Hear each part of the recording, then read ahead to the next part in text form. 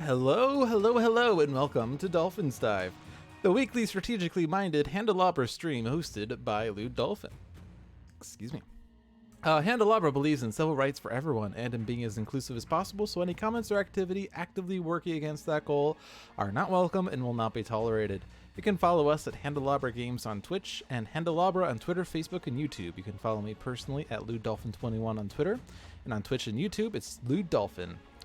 Sentinels of the Multiverse, One Deck Dungeon, and Bottom of the Ninth are available on Steam, iOS, and Android devices, and Aeon's End is currently on Steam and will be on iOS and Android tablets, coming on Monday, September 30th. You can get the games and more info at Handelabra.com.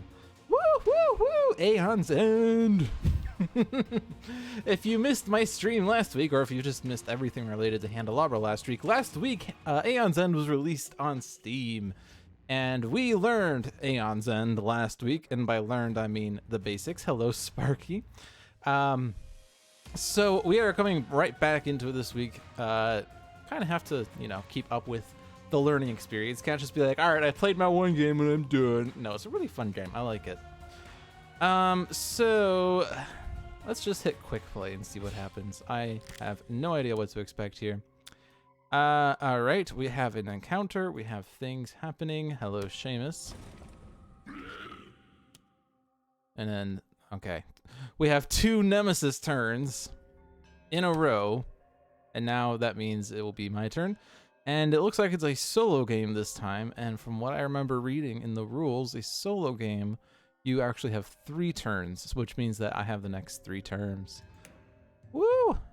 So let's just double check that keyword, or key thing I just said. Turn order.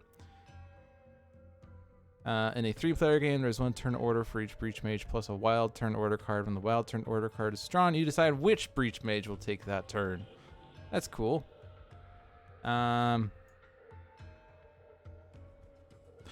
The turn order deck is always composed of 4 player turn order cards and 2 Nemesis turn order cards. Except for single player, I'm pretty sure that's different.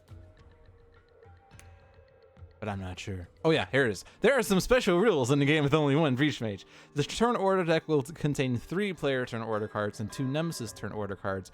When any of the player turn order cards are drawn, you take a turn. In solo play, you are your own ally. For example, if a card gives a charge to an ally, you instead gain that charge yourself. If an effect affects you and another mage, you resolve that effect twice. You don't lose the game when you are exhausted. Instead, you lose the game when Gravehold has 0 life. Otherwise, you play the game as normal. All right. Quick play, Crooked Mask, mwahaha, fools. All right. So this is the Crooked Mask. Yes, indeed. Unleash. Any player gains a corruption and places it on top of their deck. That player shuffles their discard pile into their deck. Oh boy. So that's going to be fun. All of this whole deck control is kind of gone. Additional rules. When a corruption is destroyed, it is placed on the bottom of the corruption deck. When a player would gain a corruption and the corruption deck is empty, Gravehold suffers 2 damage instead. At the start of each player's turn, before that player's casting phase, that player resolves all corruptions in their hand in any order. At the end of each player's main phase, that player resolves all corruptions they drew during their turn. Corruptions may not be played at any other time. When a player gains a corruption, that player may not look at the corruption unless it is placed into their hand. Interesting. So yeah, that's when an unleash happens. So the two Nemesis turns we had. Haze Spewer, persistent. Gravehold suffers damage equal to this minion's current life. Then this minion suffers 1 damage. Which, just like Sentinels, you can actually see what their max HP is by clicking on that. And it says basic, which means that this is common to all Nemesis. But here is the Crooked Mask minion, Corruptor. When this minion suffers damage, the player who dealt that damage gains a corruption and places it on top of their deck. Persistent. Gravehold suffers 1 damage.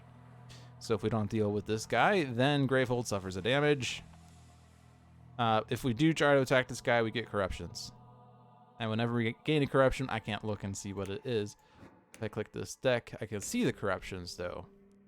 Suffer 1 damage, gain 1 charge, destroy this. Discard 2 non-corruption cards, suffer 2 damage. Shuffle any player's turn order deck into the shuffle any player's turn order card into the turn order deck. Destroy this. So, like, I was reading through these, and it seems like it's kind of weird.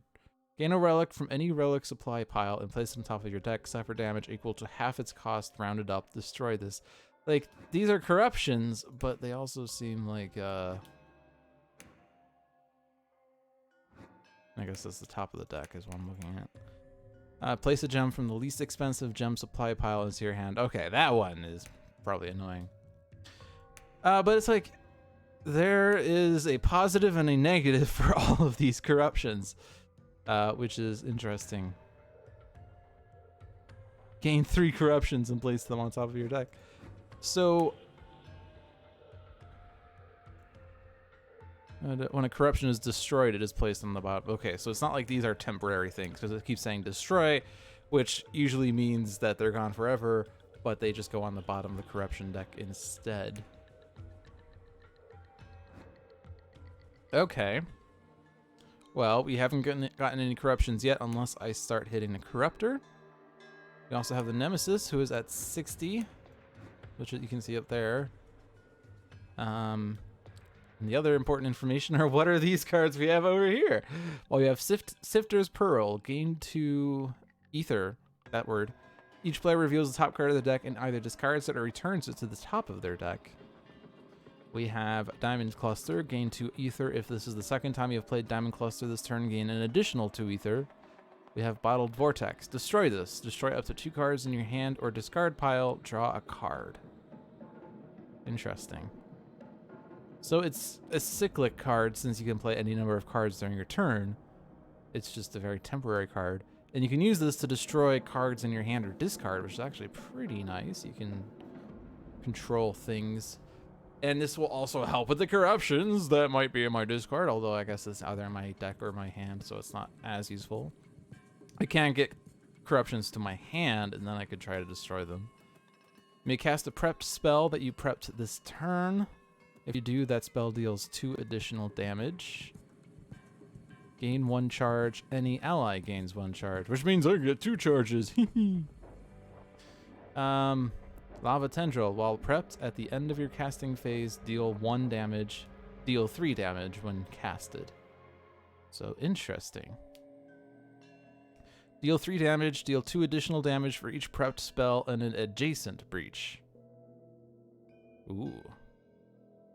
While prepped during your main phase, you may spend 2 ether to cast any player's prepped spell, deal 4 damage. We saw this one last time. Arcane Nexus, while prepped once per turn during your main phase, you may return a gem you played this turn to your hand, deal 4 damage.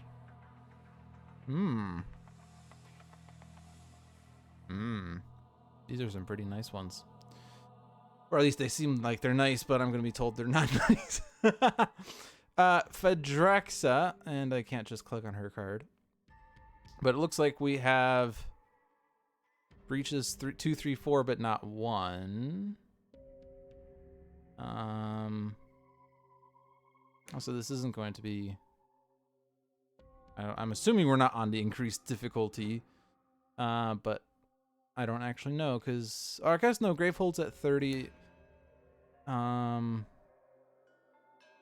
Took 4 damage there. Right? So I'm assuming that we're at the beginner difficulties still. I'm just going to assume I am. Yeah, I also have 12 health. I am on beginner difficulty. Thank you, Andromeda Echo, and hello. Auspex Rune. Prevent any damage that the players or Gravehold would suffer during that turn. Activate immediately after a turn order card is drawn. So if I get this set up and I activate it, well, actually I can't activate it. It would just activate immediately, right? So I don't want to charge this until I know for sure that there's going to be a turn where people could take damage, which actually is... Yeah, that's another way of seeing it, is that I have 12 health. I guess... Oh, I can't just click on that to see the Gravehold's max health. Okay. Interesting. Yeah, it seems like we have 1 fewer breach than we did last time. I'm not sure if it's tied to Phaedraxa or if it's something else. I assume it's a Phaedraxa thing. Okay, let's see. So what do we have here? We have sparks, we have crystals, and we have tourmaline shard. Gain 1 ether. Any ally might suffer 1 damage and destroy a card in hand. Okay, well, that's good. It's tied to the character. That's what I figured. Our next turn, we'll have 4 crystals and 1 spark. Also flop. Oh, teamwork, kid. All right, so play all the gems. I don't want to destroy a card right now because I don't really have good things going on just yet. We're gonna have 3 consecutive turns, by the way, which is interesting. So we can buy anything that's worth up to 4, which is any of the gems. We only have these 2 gems.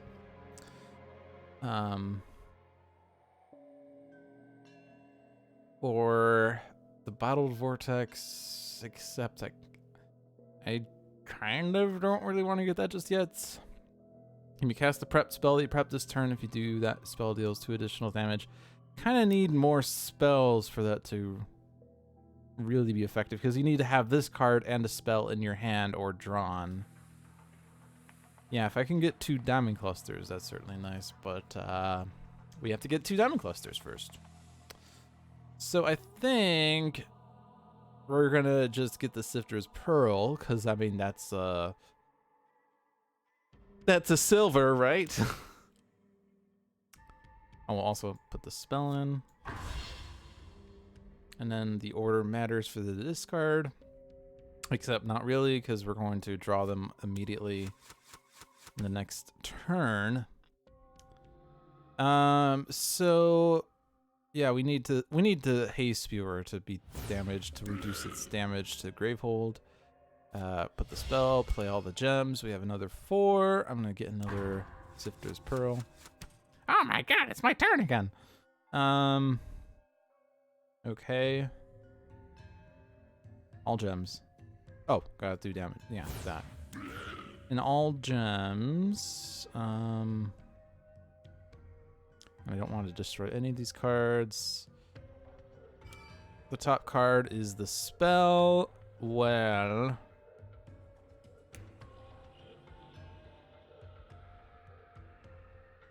if I discard that, I would get a Sifter's Pearl instead, so I'd be able to get 6 ether instead of 4.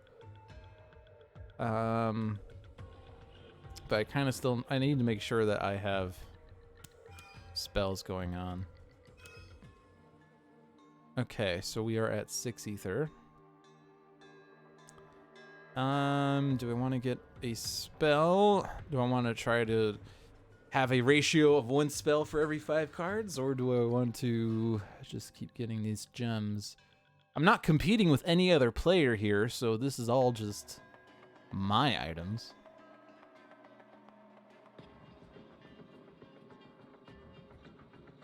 Like, Lava Tendril is strictly better than Spark. So I could get a Lava Tendril and then I could destroy Spark. And Chaos Arc is strictly better than Spark. In fact, all of these are strictly better than Spark. Yeah, let's get a spell, I guess. Do I want to... Let's see, we have 6. I can get...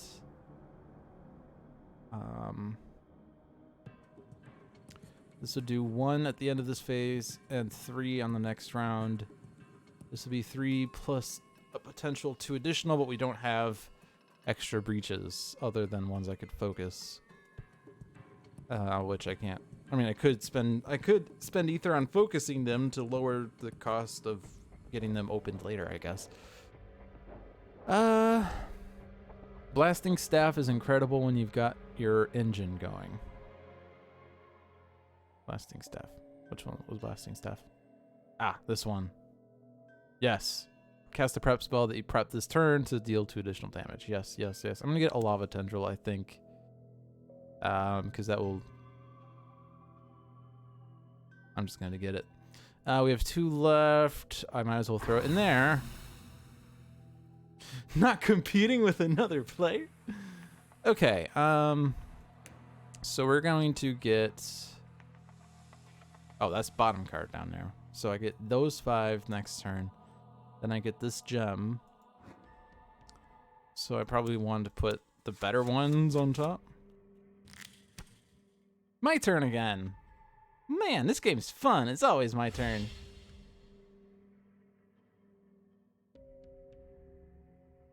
All right. Let's discard that. It's boring. So 5. So I could do things there.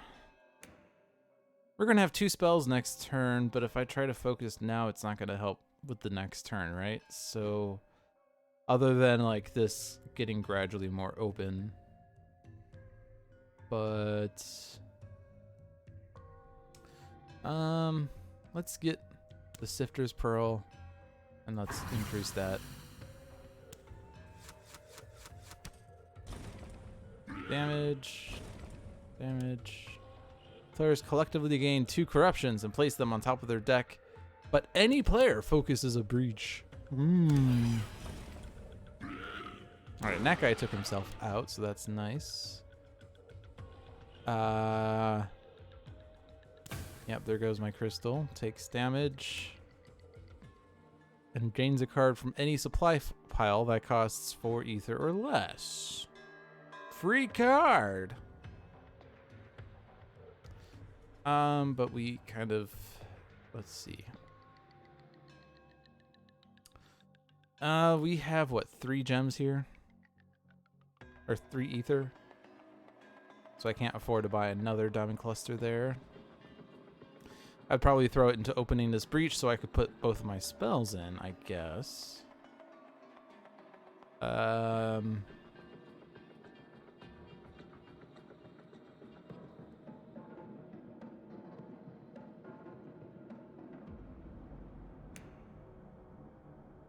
yeah, we got those 2 corruptions. They're in my hand. And then the 3 crystals. So my next turn is going to be pretty boring, or the next turn is going to be corruption turn with 3 ether. That doesn't give me too much. I'm just gonna get a bunch of lava tendrils, I guess. Okay, so yeah, I want to take that guy out. I know this is going to give me the corruption and whatnot. And now I have 3 corruptions happening. But that's where the fun happens. Are the corruptions. All right. And hey, I can actually discard this one. Suffer 1 damage, return things, and yeah, let's just discard it. Yeah. Fewer corruptions. Woo. And then this. Also, I don't have to play all the cards. I forgot about that. If I don't play a card, it stays in my hand. That clause I forgot about. Which... I get all the corruptions. Yeah, let's not do that. But I do want to focus that. I'm going to put that in there. I guess actually... Let me take that back. Let me put that in there. Keep the lava tendril so that if I don't want to use it immediately, I can save it because any focused breach that has a prep spell has to be cast. Okay, so I focused, I did that. There's nothing else for me to do. Alright, discard 2 non-corruption cards, suffer 2 damage, shuffle any player's turn order card into the turn order deck, destroy this. Okay, so I would get another turn. Gravehold suffers 3 damage, gain 2 life, destroy this. Okay, so... Well... The life things aren't gonna matter. So I have to discard the 2 cards and then... Yeah, so I'm not actually... I'm gonna have a single crystal left over when all is said and done. Oh, I have to discard those, yeah. I don't know why... Oh, I could discard... Wait. No, I could have... I don't know what I was saying. Yeah, shuffle that one, because it doesn't really matter. Okay. Now, this is 3, and that's 1. So let's do the 1 there. Oh my god, I got a corruption! I'm gonna hold on to that one, though. I'm gonna finish casting.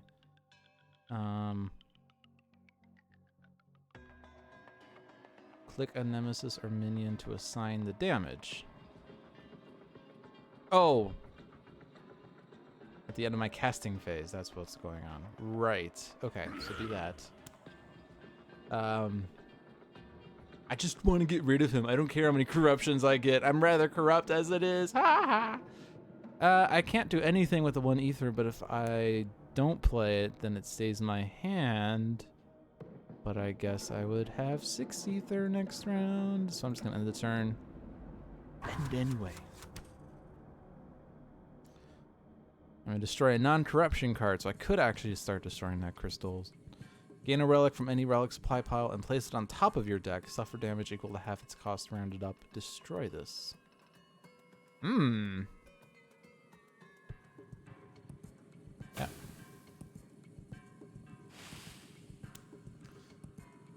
All right. So half its cost rounded up. So that means 2 damage for the Bottled Vortex, 2 damage for Blasting Staff, 3 damage for Mage's Talisman. And this is going to go on top of my hand immediately.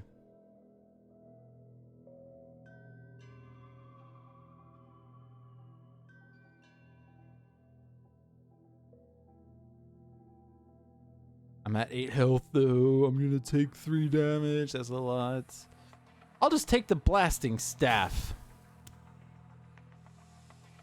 And then I'll get rid of that minion once and for all. All right. We did it. We're now down to just this guy. Yeah. All right, play the gems. Gravehold suffers 2 damage. Focus, breach, destroy this. I'm going to discard that. Oh, right. And then a blasting staff. Ha ha ha ha. What is in my deck, though? Do I have any spells left in my deck? No, I have gems. So that relic doesn't help me, so I'm going to discard it. Okay, 4 ether.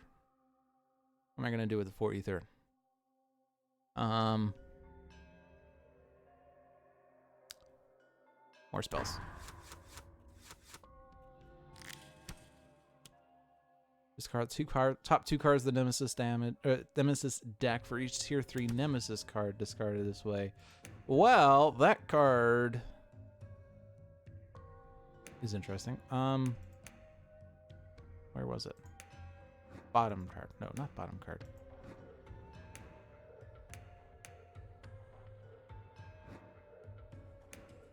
Why am I confused? Oh, it's right here. Duh.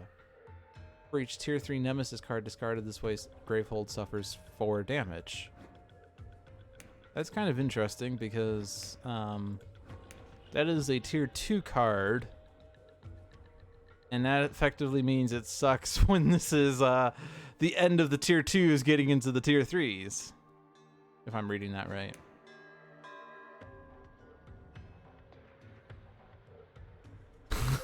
Lou did quick play, so he got what he got. Yeah, so the Sifter's Pearls are helping a lot here. So I guess I want more of those. Bottled Vortex will also help. But we kind of need to do damage. But things, and then put that there. End the turn. I can take more actions. Oh, yeah. I can do 4. I have 4 ether, by the way. Yeah, let's just get the Sifter's Pearls because that's helping a lot with getting rid of the corruptions. Okay, so suffer 1 damage. We did return any card that caused 0 ether in your discard to your hand, and then discard that. So it has to be one of those. And I have Spark, but Spark isn't better than Lava Tendril dealing 1 damage at the end of my turn, so I don't want to cast that. Might as well leave that there.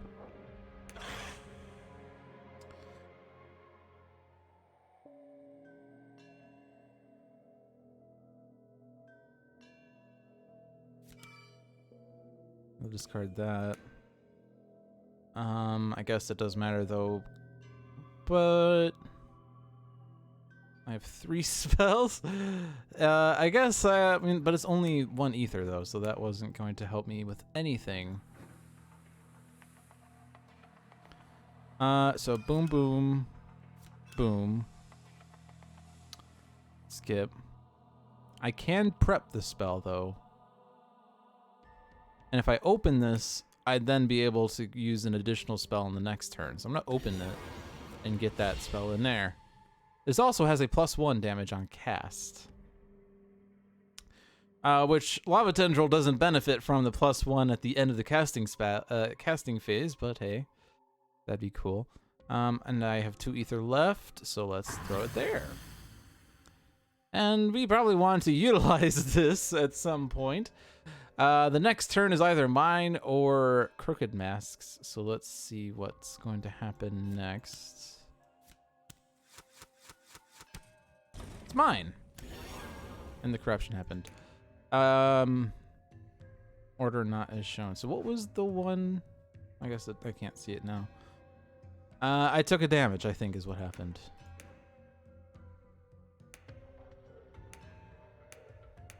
I know it was one I discarded earlier. Gain a charge? Oh, no, I didn't gain a charge. Or did I? Something happened. Okay, cool. It's my turn. This has to be done.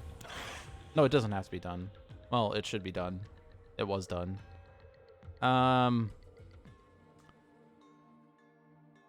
Oh, by the way, I can actually do stuff. Cool, excellent.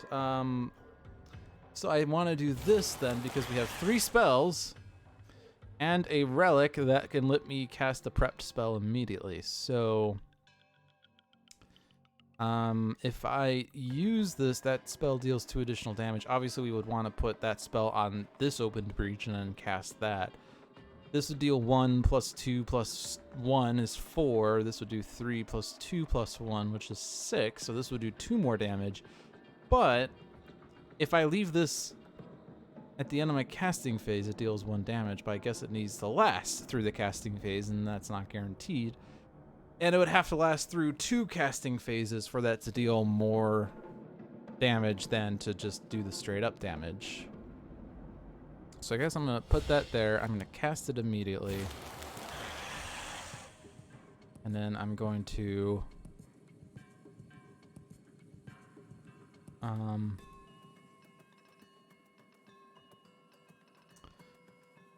don't know if it really matters which one gets the +1. I mean, 4 damage is fun and all.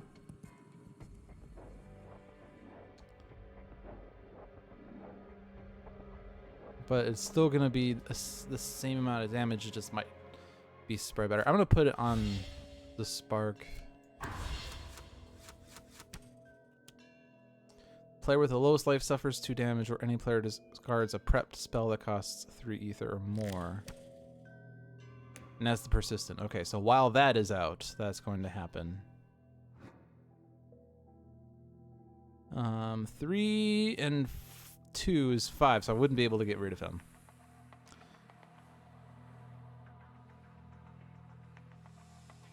Venomite are almost as big a jerk as Cauterizer. And it's a basic one, too. Cauterizer. I'm not familiar with names of cards, so forgive me. Yeah, I can't look at the deck because it has random cards in it. Some from the basic and some from the supply. I don't want to quit the game. Cauterizer is a 3 health minion that reduces any damage it takes to 1. I think I saw that one last game.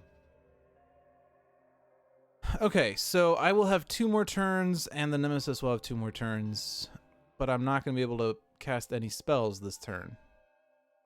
Or next turn. So I could try to take out the Venomite, but I'm also not likely to do that. Or I'm not likely to take it out before it gets a turn. And since I'm not going to be able to re-prep a spell, I could just leave Lava Tendril in and have that get discarded, because the 2 damage is a lot. Does my ability deal damage? It prevents damage, but only after a turn order card is drawn.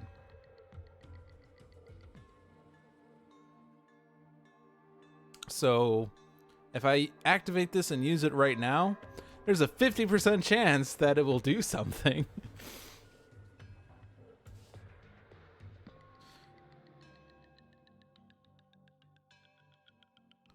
And actually, I could sift. Get it? I could sift the top 3 cards to get closer to 2 more spells. And that's independent of whatever action I take here. I would discard a crystal and a crystal.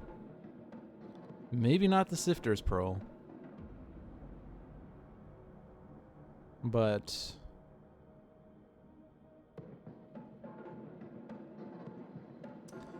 1, 2, 3, 4, 5. Actually, I would have to do that if I want to get to like the other Lava Tendril.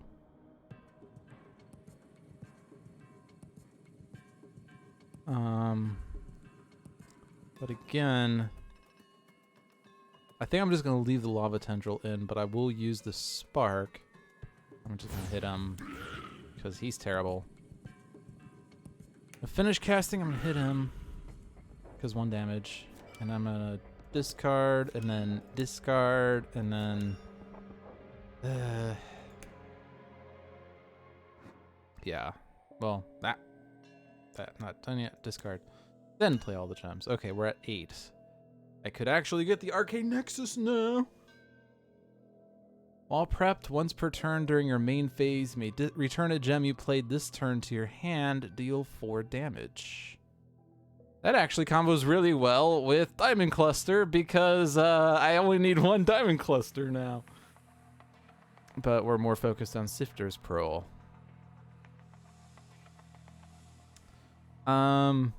Oh, we're also close to opening that. But if I get this set up, it will activate on the next turn, which might not be a Nemesis turn. But I could play Tourmaline Shard and then actually not take the damage, but destroy a card in my hand.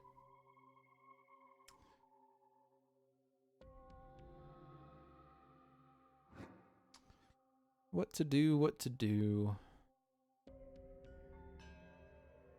I could charge it once, and then next turn I would be able to charge it a second time. And if my next turn is immediately, then it's actually more likely that we'll have a Nemesis turn. If my next turn comes after the 2 Nemesis turns, then that's actually really tragic. If I get Arcane Nexus, I can't do anything else. If I get one of these other ones, which Chaos Arc, actually with only 3 breaches, this one's not as good. I mean, it's certainly nice. Deal 2 additional damage for each prepped spell in an adjacent breach. Does that combo with the +1? I'm gonna buy it and see. Let's see. And I'll boost that by 1. Yeah. Oh, it's my turn. Okay.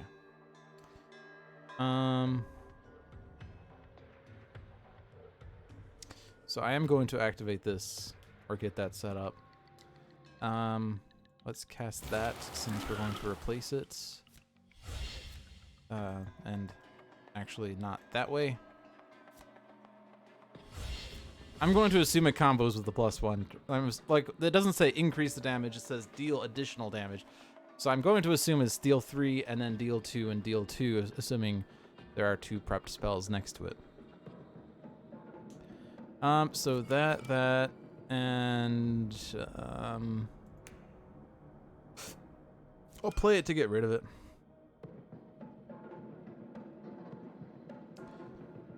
Get that going.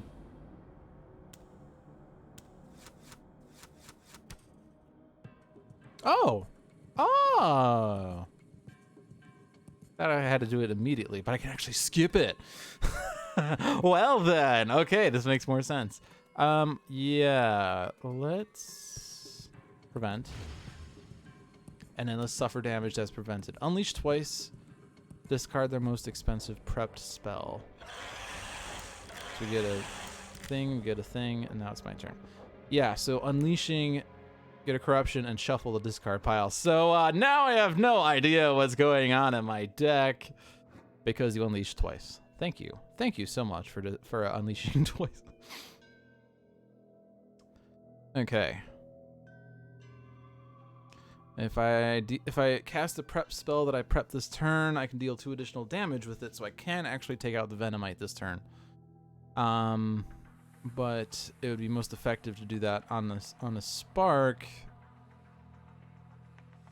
that is on that breach. So I want to do this on the main nemesis. I want to play that, and I mean, like, I could do more damage if it's in that slot, but that's fine.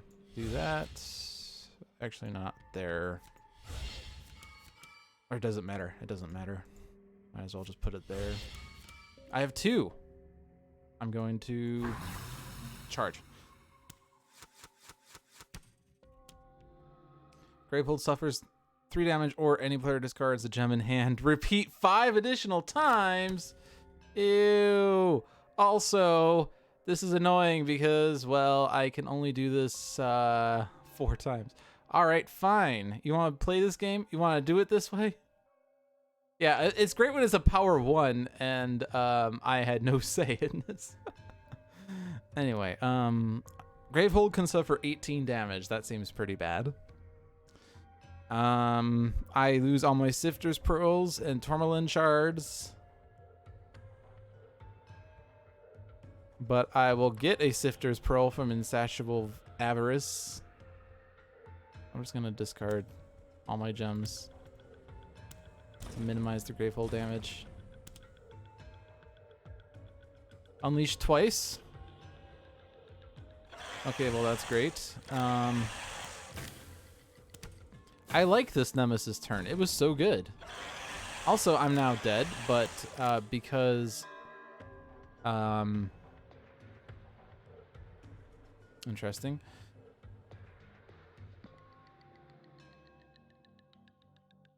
Does the order matter here? So it's not game over when I'm exhausted.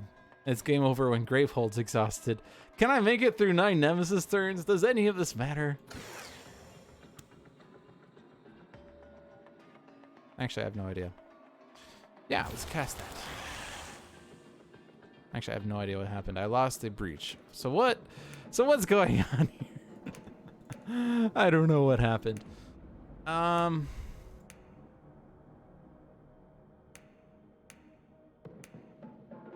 This is the first time that I've gone to 0.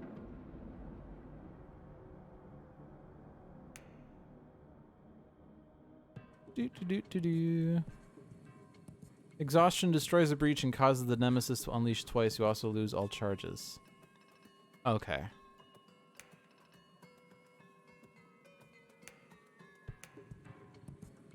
So I believe you. And I trust you. If at any time a breach's mage's life is reduced to 0, they are exhausted. The following effects are resolved in order. The unleash effect of the nemesis is resolved twice. The breach of your choice is destroyed, and any prepped spell in that breach is discarded. Destroyed breaches are removed from the game, and there is no way to regain them. The remaining breaches stay in your current positions, and all of your abilities' charges are lost. The portrait is grayed out. The exhausted breach mage continues to participate in the game as usual with the following exceptions. They cannot gain life.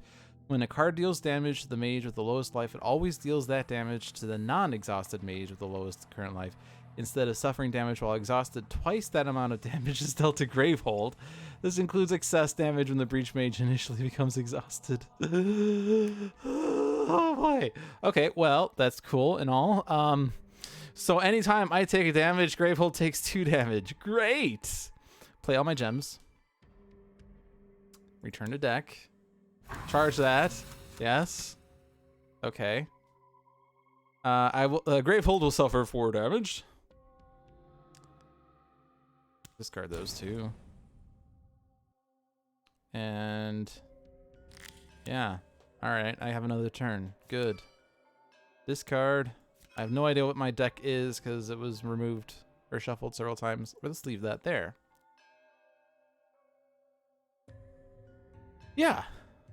Certainly. And I'm not going to lose these other 2 breaches now. So I probably should have destroyed the one that wasn't opened, but whatever. I'm alive. I'm still alive. Help, I'm still alive. Open my number 4. All right, sure, let's open it. Yay! It's open, and now I have 2 corruptions. Gravehold suffers 2 damage. Suffer 1 damage, gain a charge.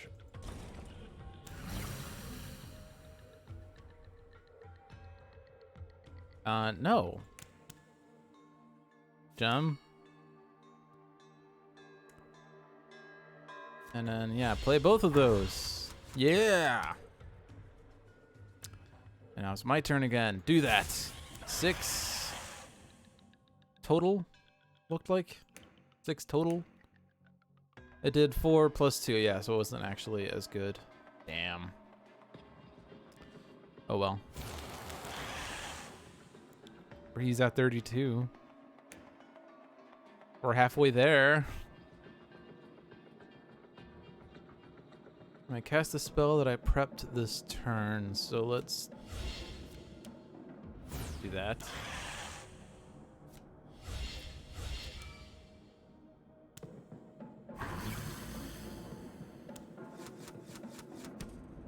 Oh, living on a prayer. Then unleash twice. Beautiful.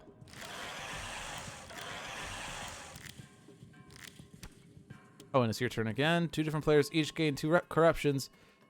Each of those players gain a life. Well, too bad. I can't gain lives. Great. Gravehold took damage, and yeah, cool. Fantastic.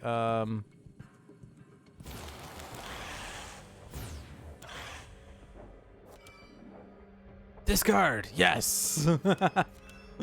I did it. And let's get that charged. I don't know. If we can exhaust his deck, we're good. If we can kill him, that's also good. I'm not sure what's gonna happen. Oh, good. 4 corruptions. That's nice. And actually,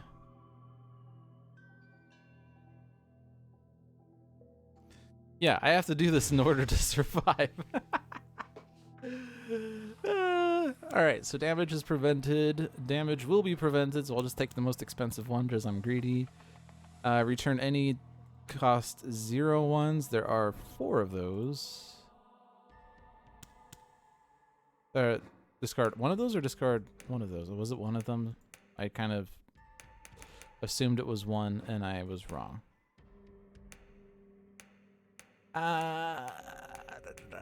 Any card. Okay, I misread that. Okay, so just do stuff. Take anyone. Anyone.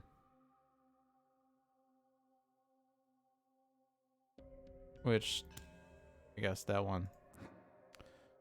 Gain a relic and put on top. That was that one. And that one. Okay. Play the gems. Prep the spell. Gravehold gains 2 life. Player with the most life suffers 3 damage, which turns into 6. So, okay, well, that's it.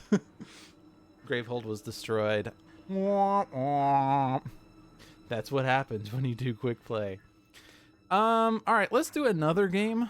I'm not gonna try again. Let's do another game. Yeah, let's just do that. Those are 2 people that I haven't seen before. So Phaedraxa, yeah, she does not have a tier 1. She starts with a tier 2. Thank you, Triraptor. Because the tutorial had Aeon and Mist. So now we're playing with Brama and Kadir. So, Brama, activate during your main phase. Any player gains 4 life. And Kadir, Activate during any player's main phase. That player may return up to 3 spells in their discard pile to their hand. That player may prep up to 2 spells of each of their opened breaches this turn. That player may prep up to 2 spells to each of their opened breaches. I can put 2 spells in a breach with that? Is that what I'm hearing?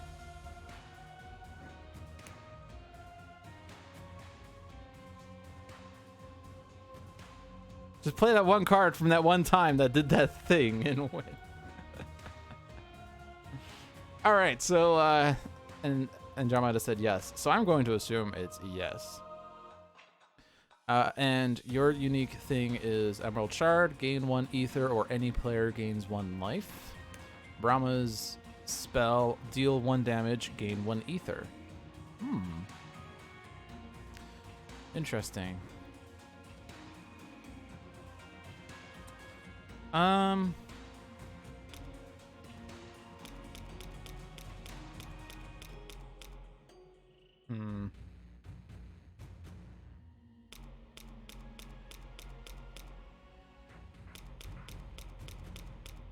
I'm just gonna hit this a few more times. All right, let's just go with that. Although I think I've seen these 2 cards in my first game, but whatever. Links aren't in the digital game yet.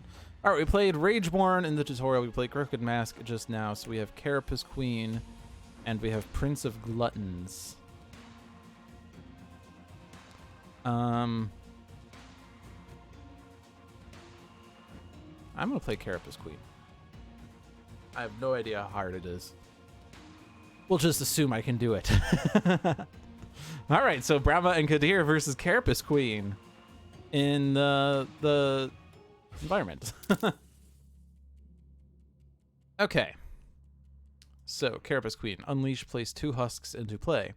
Each husk is a minion that has 1 life. When a husk is placed into play, it goes in the next available space on the husk track, which is here. Interesting.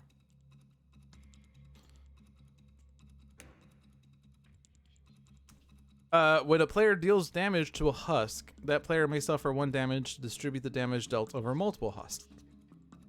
When Carapace Queen has 15 husks in play and must place another into play, Gravehold suffers 1 damage instead. When Carapace Queen swarms, the swarm effect based on the number of husks in play is resolved.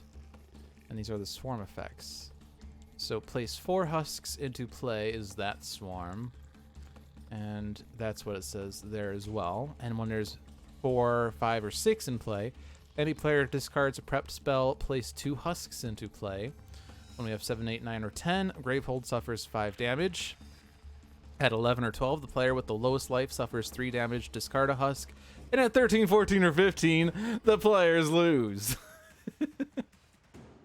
Gravehold, that's what I was trying to remember. So we're playing in Gravehold. Okay, so we obviously don't want 15 swarms in play. Or husks. We don't want 15 husks. Actually, we don't even want 13 husks. We can deal damage. We certainly have spells that deal 1 damage, so that's good. And we're definitely going to prep that. Play all the gems. So what do we have here? Oh my god. They are appearing on the edge of the screen. That's so terrible. And, and I think there's 2 of them appearing, probably because there's 2 in play. I'm imagining that as more enter play, the screen just gets more and more overwhelmed. Oh my god, that is a ridiculous, ridiculous feature. Okay, so Jade is a simple gain 2 ether. Sifter's Pearl, gain 2 ether. Each player reveals the top card of the deck and either discards it or returns it to the top of their deck. We saw that last game. Diamond Cluster, gain 2 ether. If this is the second time you have played Diamond Cluster this turn, gain an additional 2 ether, which we saw last time. Relics, Unstable Prism, play a gem in hand twice and destroy it or gain 2 ether. So it's another sort of silver-esque card. And I apologize if my referring to cards from Dominion is, like, insulting. Because this is not Dominion, this is Aeon's End. but I just try to think in terms of a game I am slightly more familiar with, which is Dominion, which I'm not good at, but I'm slightly more familiar with. And then Mage's Talisman, gain 1 charge. Any ally gains 1 charge. You believe Dominion was an inspiration, at least.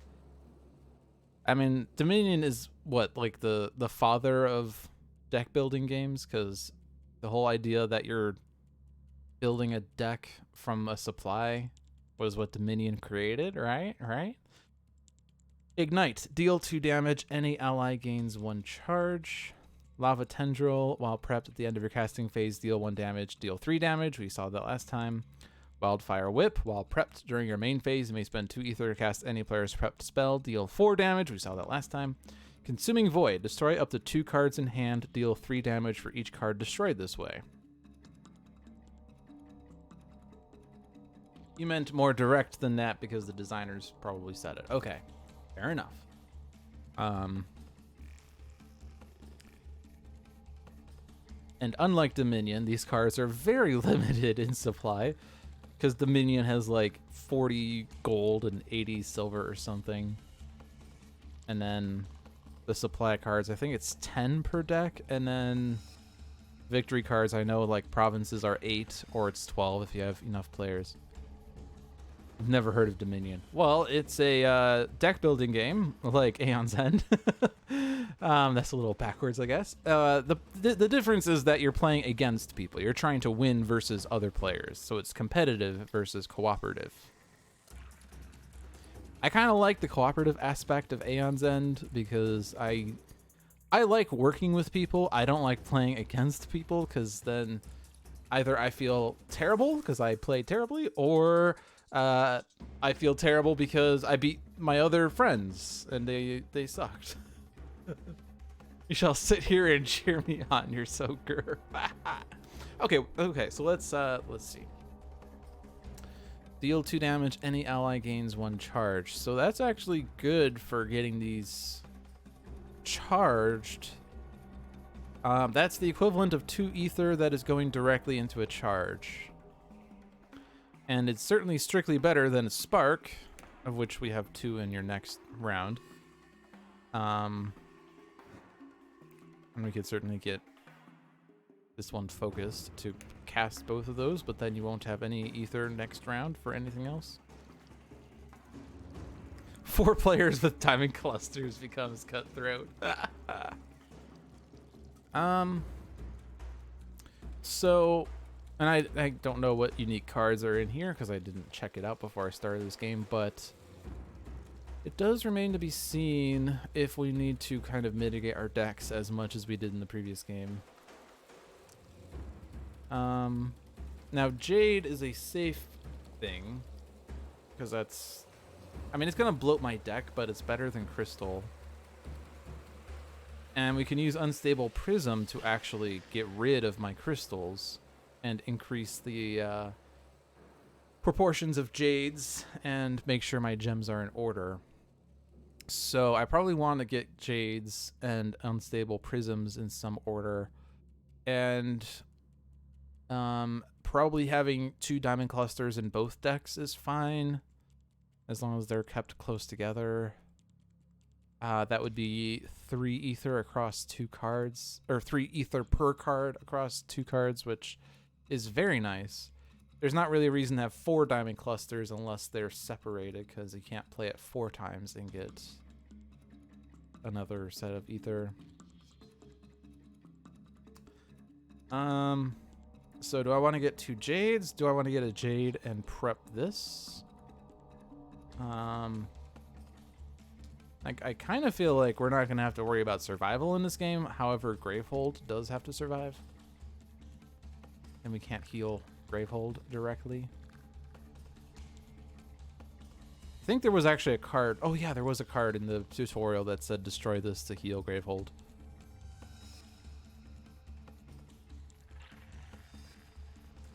On the other hand, Lava Tendril might be nice because it will be automatic damage. And it will guarantee that each turn we have, we can destroy 1 husk. And if we really, really need it, we can deal the 3 damage and take 1 damage to spread the other layover damage. So I'm gonna actually get that, I think. So now we have another player to consider. Gain 1 ether or any player gains a life. Well, we're all at full health, so there's not really any reason to do that effect, but I think I'm actually gonna follow the same thing as Brama.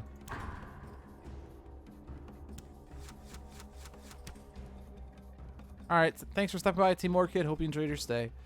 Alright, so we can destroy one of those. So now is there only one of these in the corner of the screen now? Okay, 2 spells, so... Oh,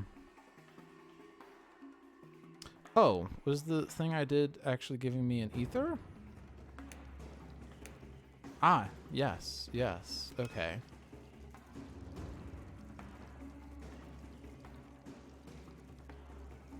I could open this right now, but I don't know if that's worth it. I mean, 4 ether versus 2 ether isn't too expensive. But if I open it, then I can't do anything else. I'm certainly going to focus at least. I could focus this one or this one, because these are the ones that allow for more damage once they're opened. But then I wouldn't be able to buy anything else.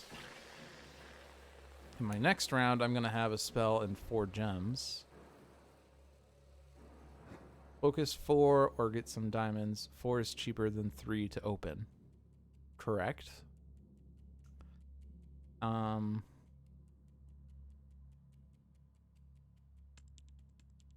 Okay, I'll do that. We'll try to get this one open because that will be +1 damage there, which is nice. And now it's his turn. Unleash. Any player suffers 3 damage and draws a card. So Unleash puts 2 husks into play. Right? Yes. Okay. So who wants the damage? Which one is the one that's more capable of healing? Is it this one? I mean, they're both equally capable, but you can heal 1 life at a turn. You can heal anyone for 4 life. So I believe that means Kadir is more capable of healing.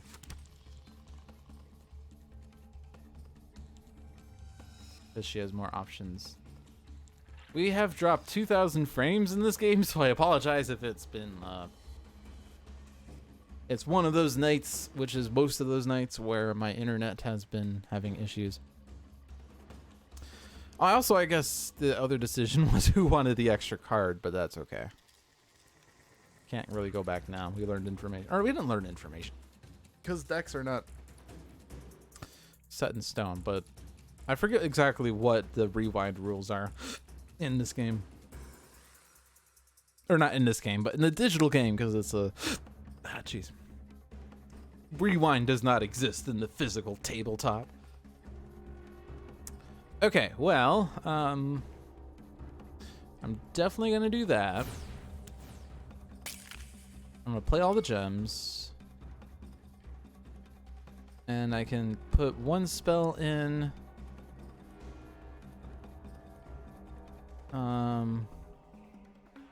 I could put 2 spells in if I focus or breach, or open.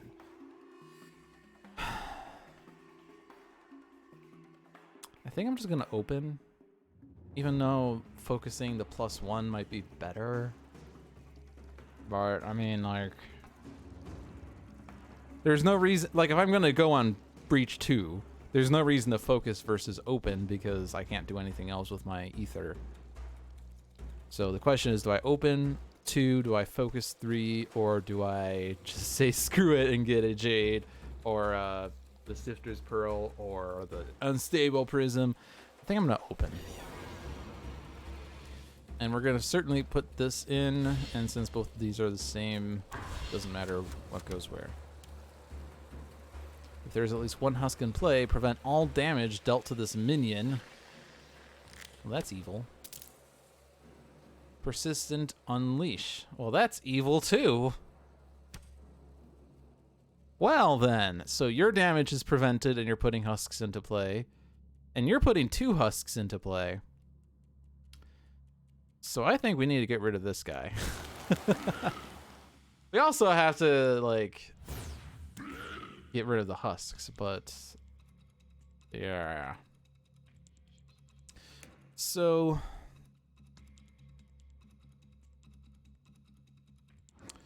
I assume that the swarm word appears in her unique cards. I don't see it anywhere. That. And do we need to gain the life or get an ether? Probably the ether. And then we can get ignite. Because now that we have 2 open breaches, we need spells to support it, I think. It's called the Ultra Sneeze.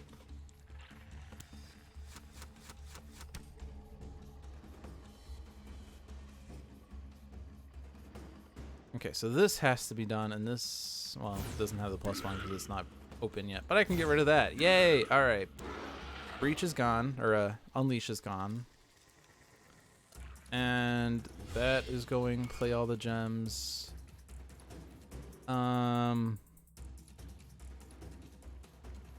Cat Rampage. All right, let me get the Unstable Prism, and then we can start like getting rid of the excess gems. It's my turn again. We can deal 3 damage and wipe out the husks.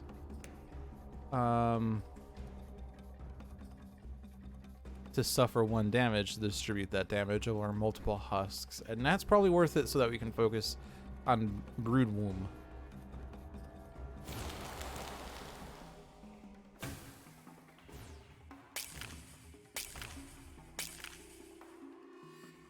Okay. So that is better than this. Play those gems. And I mean, I said I don't know the value of Sifter's Pearl, but I mean, it helps me get to the cards I want, right? So it's better than Jade, right?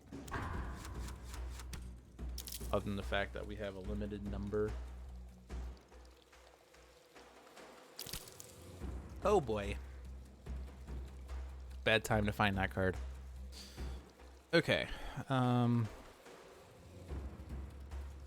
it matter which one I hit? No, it doesn't because it just moves down. Okay.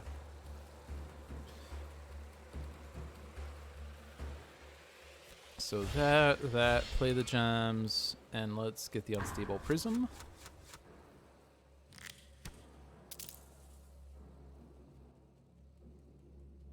Wait until you get to Legacy and they give you a gem that costs 3 ether and only provides 2. Wait, are you saying it's like Jade, but it's more expensive? Okay. Swarm! Okay. So any player discards a prepped spell, which it could be either one of these, but Spark's certainly the less effective one. And then Bleed Static. Hello. I've seen you before. All right, so now it's 4 turns without them doing things. Okay. Gem, or no, sorry, this. Yeah, so there's a lot going on here, but we do have another turn with you, and although we do have, although I guess I could focus, and then I'd be able to do 2 of these. So yeah, I'm not gonna cast. I am going to take that out. Still can't hit the Brood Womb. But this, gain the ether, focus that, play both of those.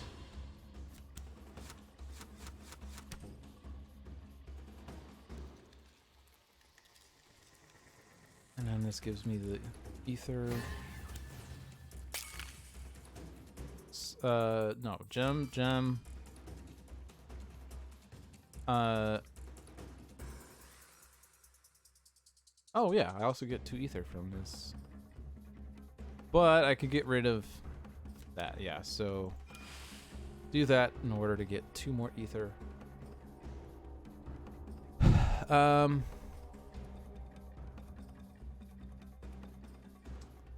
guess that's actually less effective than getting 2 ether from that, isn't it? Does it matter?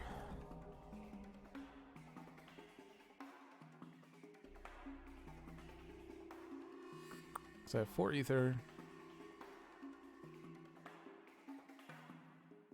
I want more of these.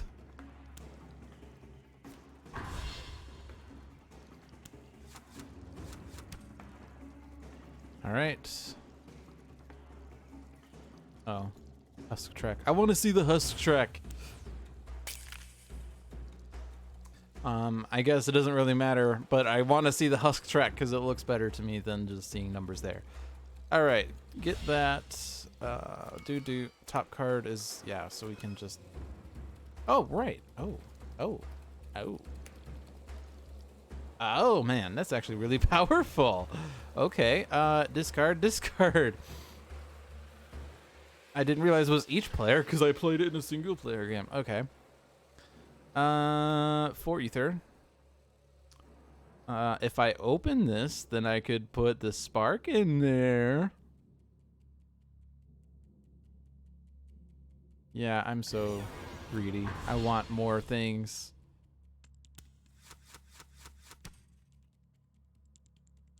Okay. So do that. Or don't. Why aren't you doing that? Oh, because I have to hit that. There we go. Yeah, I kind of prefer seeing that screen. And that has to be done anyway. And I'll just do that.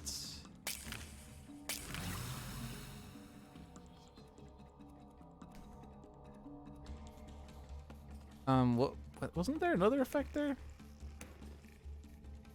Deal 2 damage, any ally gains 1 charge. Well, oh, ally. Okay, yeah, so you got that charge. So it's not me getting the charge. It's Brama getting the charge. Brama.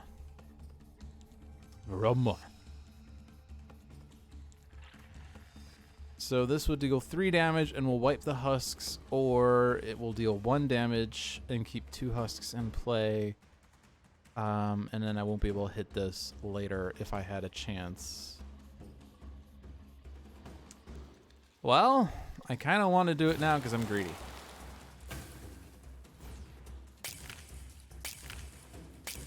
Okay, now we can actually hit the brood womb. Okay, get that. Let's get rid of a crystal. 4 ether.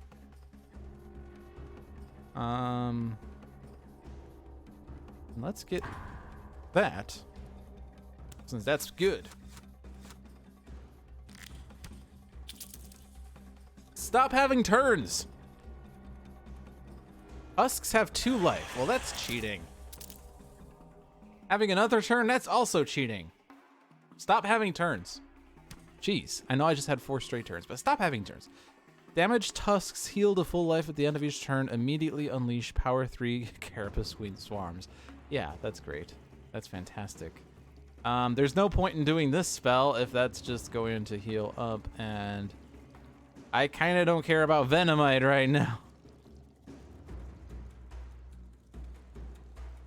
I'm sorry, I didn't realize my own strength. I'm going to leave that in there. I'm going to get that up. I'm going to gain ether. 4 ether. And we need more spells. I want more of those. Hey, and that's going to last for a while because that's a power card. Okay, so this is going to do double damage, so I can do something there.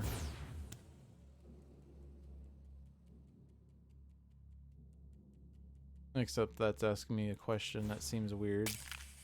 Oh, because I could... Okay, never mind. I could do 1 damage to 2 husks, which would not kill the husks.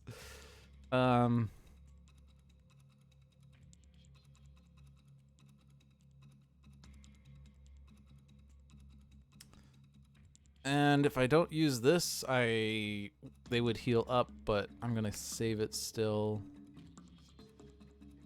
And I might as well do the damage there.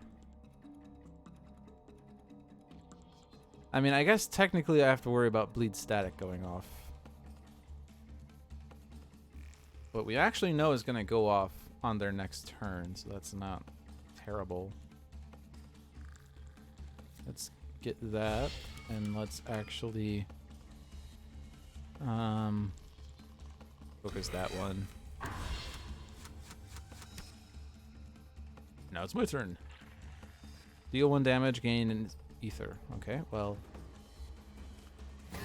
might as well do that, and then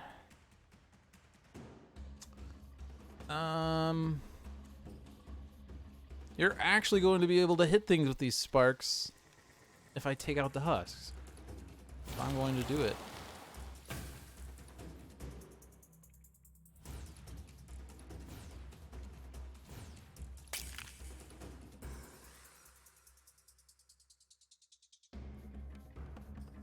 Although actually I'm going to undo that because I'm actually going to do this one.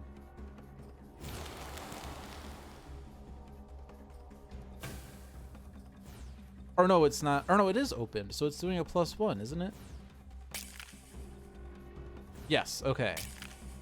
So now I can leave this one in, and it will take that one out. Ahaha! You are no longer invincible.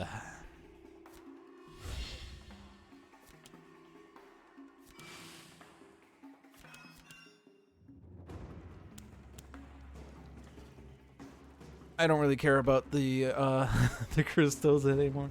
Although I guess we do need to get good things. Okay, you have 6 ether. What can we do with 6 ether?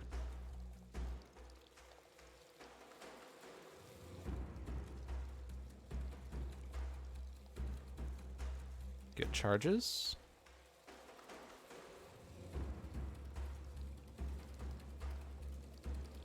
Because what, your deck, you're going to get 3 silvers and a spark and the buried light.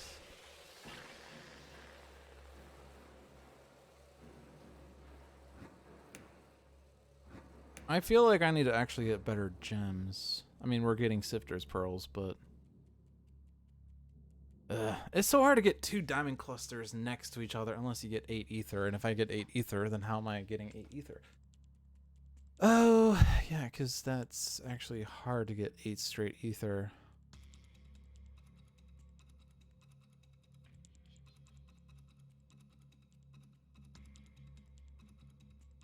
Let's get Ignite.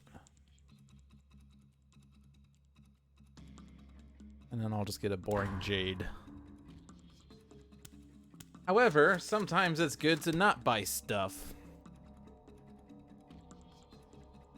Which is the part of the game that I struggle with.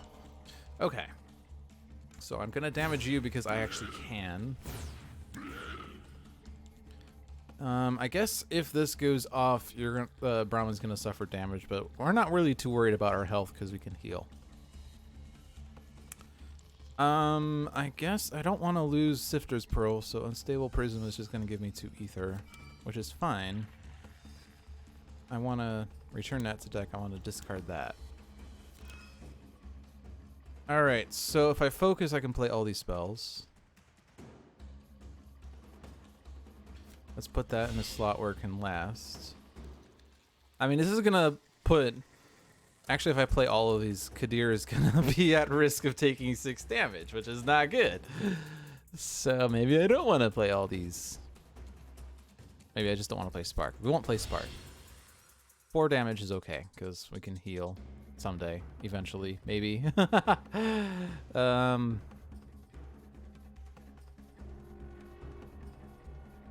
Okay, I'm gonna go and get a diamond cluster, and then I will try to get a second diamond cluster when I have the first diamond cluster, and I could try to order it. That's how I can do it. It's an investment.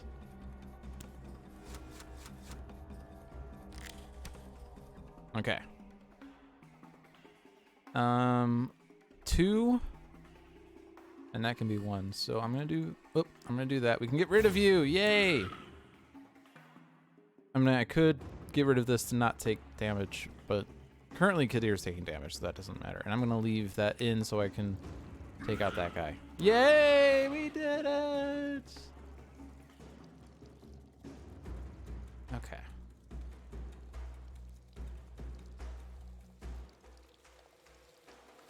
I don't know if I'm going to put the spell out. What the hell? There it is. It happened. That may be the fastest Broodwomb kill you've seen. Woo! I did it!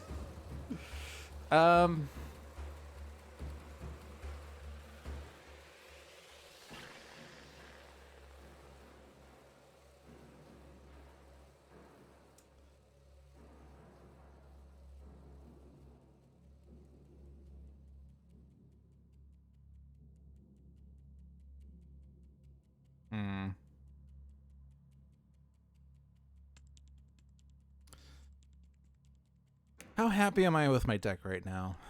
2 spells, 4 gems, a relic, 1 spell, 3 gems, 3 spells. So we do have a plethora of spells right now. I think I want to get more ether so I can open these breaches. But I guess you can't get the diamond cluster, but we'll get you a Sifter's Pearl. Alright, so we have a choice here. Let's give it to Brama, because you have more health. Player with the lowest life suffers 2 damage, or any player discards a prepped spell that costs 3 ether or more.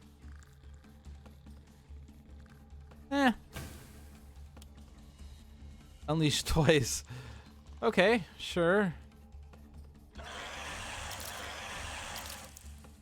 And then someone takes damage. Okay. That will take out one of those.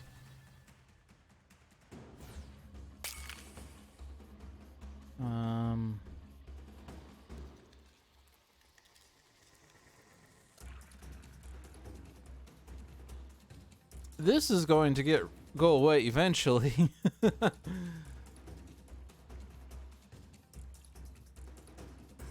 So the husks don't do anything by themselves. I just want to double check they weren't dealing like 1 damage that I was entirely forgetting about. Hi friends, how are you doing? Oh, look at all these husks. Man, I kind of want to have 15 in play just to see my screen overwhelm. Let's see. We have 3 spells here. I can do this, right? Again, so I can actually get them back. I might as well use this. And this guy's just going to keep doing terrible things. Like, I kind of don't want to hit the husks now because we got rid of the guy that was annoying. I mean, like, yeah, it sucks to have all that crap up there, but I mean, they're going to swarm, they're going to put 4 into play, and then she's going to swarm again, and whatever. Gem. Focus.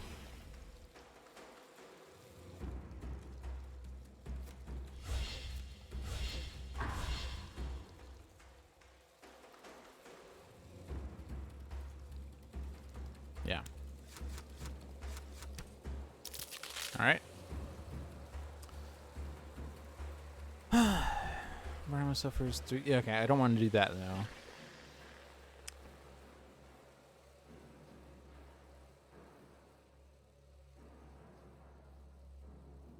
You're gonna have 2 turns, so let's get rid of this one. Unleash twice. Oh boy. Oh boy.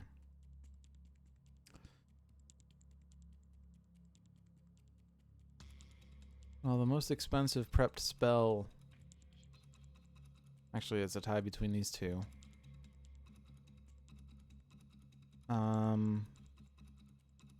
I guess Brama will discard. Okay.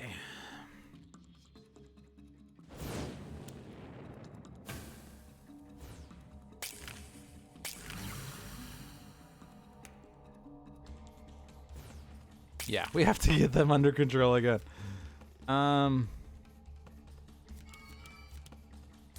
And do I actually want to heal now? Nah, I want to focus.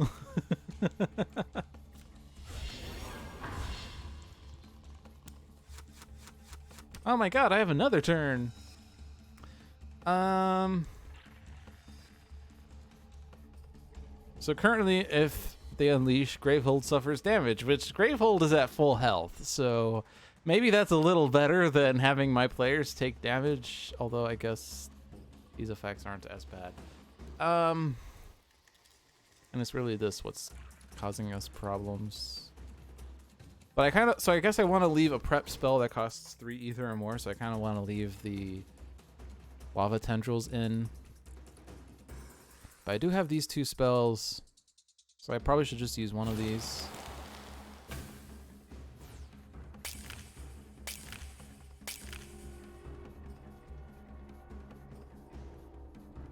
And then, oh, I have to use this anyway. Right, okay. Finish casting, damage that, play the gems! Now I'll open that. Yay, it's opened! Of course you have a turn. Oh, good, you're swarming twice or, oh, but that's bad, I can't do that.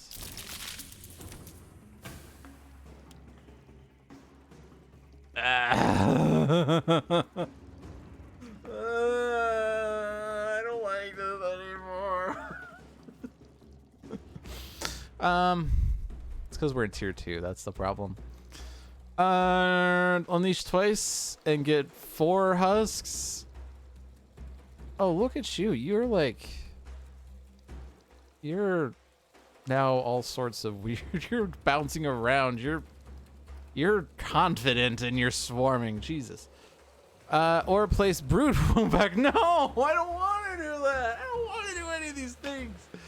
All right, let's just get the swarms in, whatever, or the husks.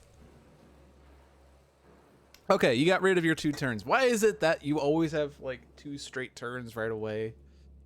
Like, why can't I plan for this where it's like, okay, I know you're gonna have 2 straight turns. Why is it always like, all right, we shuffled and you have 2 straight turns? Why does this have to happen every single time? I mean, it could be worse because, I mean, now we'll have 4 straight turns, which is a lot better than having uncertainty. The most malicious enemy is the turn order deck. Okay. We have 1 spell. We have a relic that can destroy a gem or gain 2 ether, and I kind of like my gems, don't I? We have these things. I'm at 1 health. Damn it, I can't just spread damage around now. Remember when I said I could heal? I'm gonna have to actually play this to heal because we're kind of really hurty. Okay, Gravehold suffers 5 damage. I kind of want that to happen. I don't think that's a good idea, but I kind of want that to happen because the lower swarm effects put more husks into play. And we're kind of getting overwhelmed with the husks. So I'm just going to leave the husks out there and we'll have Gravehold take damage. Which is actually not a good idea at all. Alright, do that. And heal you. We're definitely going to need to use Brama's power that we've been ignoring. And also this power, which we've also been ignoring.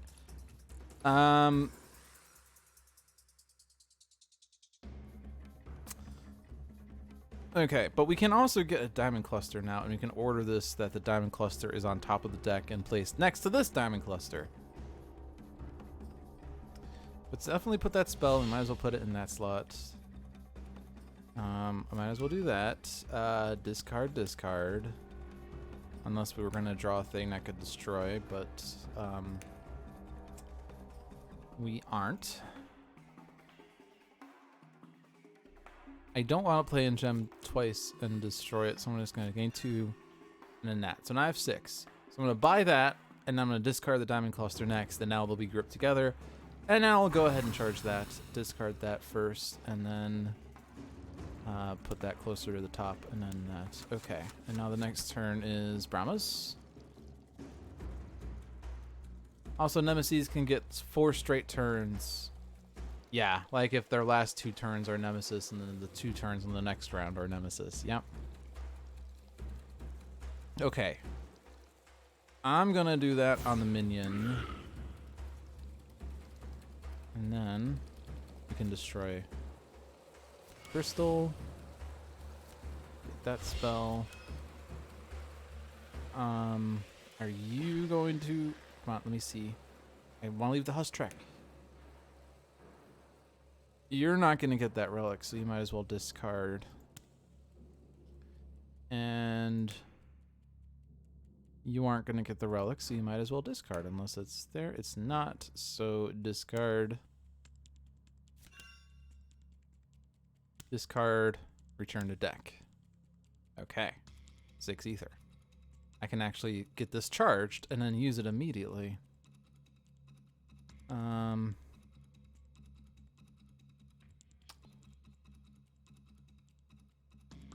Is there something better I could do?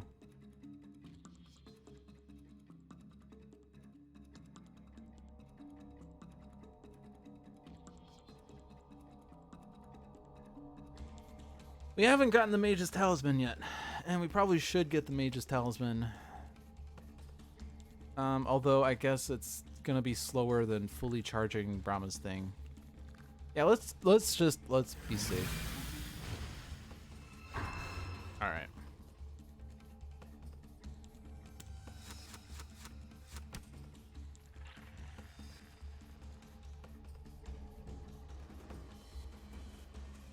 That's gonna be a small waste, but I guess Spark could also deal with that. And your turn is definitely next, so we can have Spark take out the minion. All right. Oh, also, yeah, the Husk track. We forgot about the Husk track because we minimized it, but that's okay. It's not like they're gonna have 4 straight turns.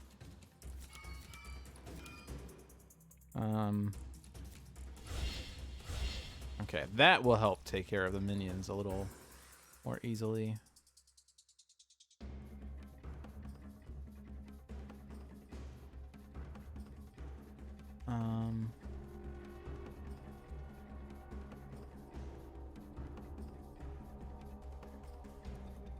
Yeah, let's do that. All right, now do that. All right, minion's gone. Gem. 3 spells. So let's focus that.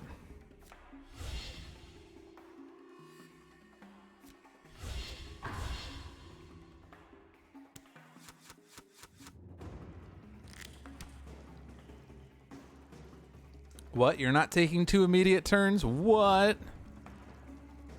Okay, we have to do these. I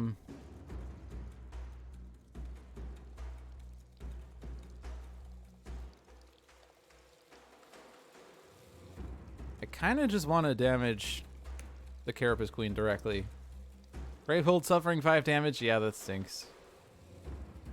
I'm just going to have Lava Tendrils wipe out the swarms, though, because I don't want to waste the damage.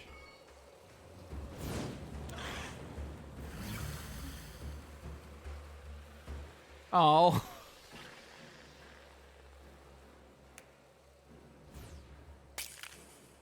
Okay, gem. We can open that. And now we have these 2 things here. Oh my god, you're not doing another turn. Oh no, I spell a trap. The last 2 cards are hers, so that she's gonna start with 2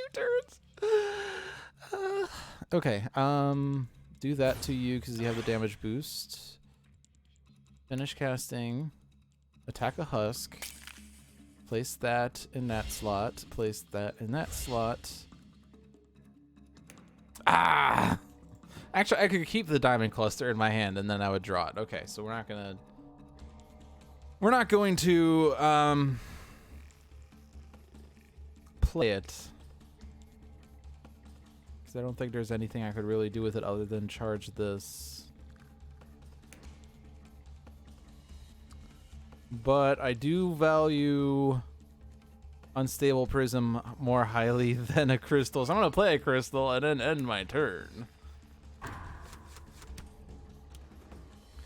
Okay, power 1, Gravehold suffers 3 damage, or any player discards a gem in hand, repeat 5 additional times. Hey, guess what? I couldn't do anything again.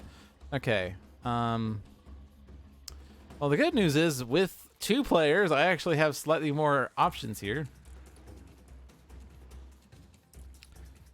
And I think we are fine to just discard all the gems. It's not really ideal. But we do have unstable prisms, which are gems, but not gems.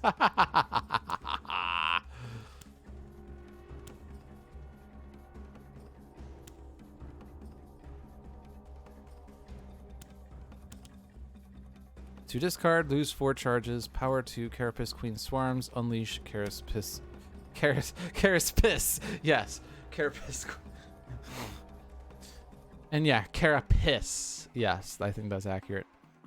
Okay, to do this, lose 4 charges. So I'd have to charge up once more, and then I would lose them all. Alright, but we can do this to you. Finish casting to get rid of these guys. So now, when she swarms, then we're gonna get 2 husks in play. But I'll charge that, and then I will lose my charges. All right, we lost the power. That's good. Getting rid of the power is better than not getting rid of the power. Keep that. We can lose that. Finish casting and then damage these. I do like the automatic damage part here because then I don't have to worry about things. Gain 2 ether. Play that spell. And charge that. I guess I could have focused. Whatever. Any player places their discard pile on top of the deck, shuffles it, and then destroys the top 4 cards of the deck. Oh boy. Well.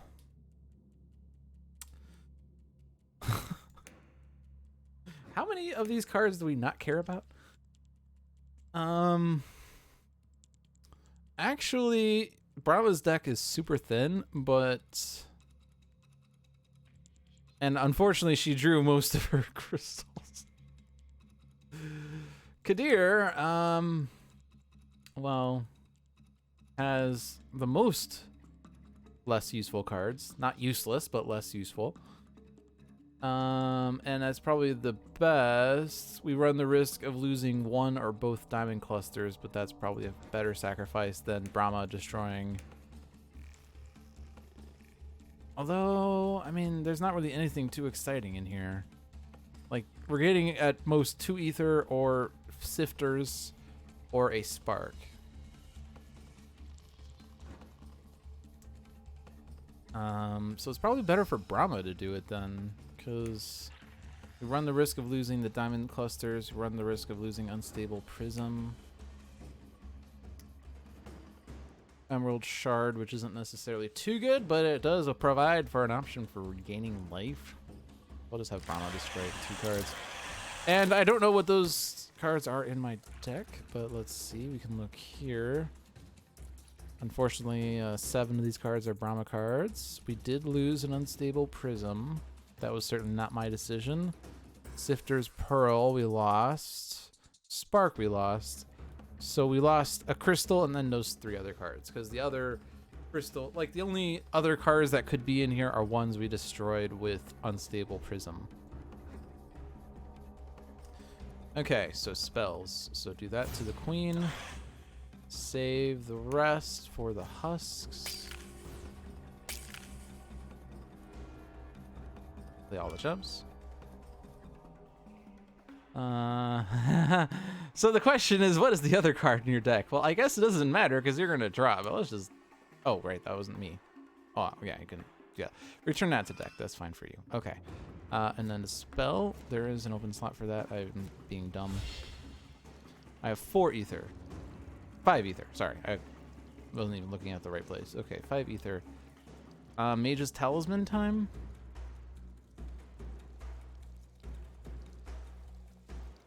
Because if we can get these charged up a little more freely, that would be nice.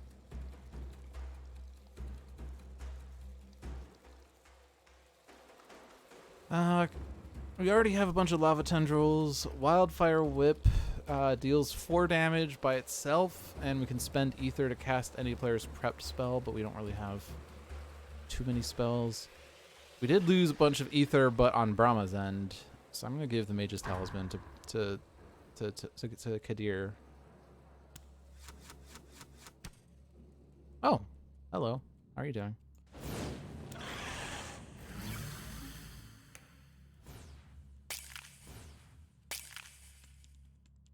Okay.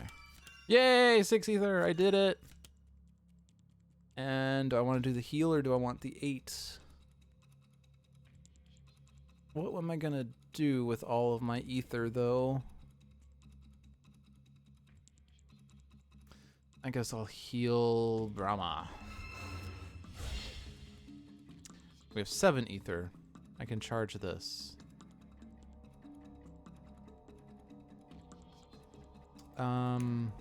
Relic, spell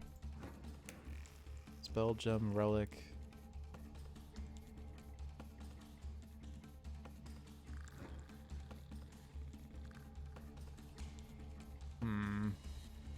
Heal? Yeah, I already healed. Let's just get charges. Yeah, because if I have enough charges, then I don't really care anymore about the amount of spells that I will draw, because I can just have Otherworldly Gate put them into play. Yeah, I will charge. Okay, keep those together. Brama's turn.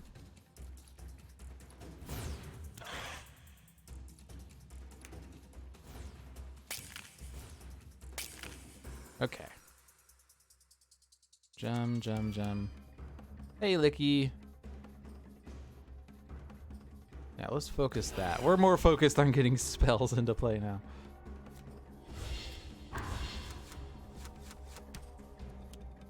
Immediately unleash twice. Oh boy.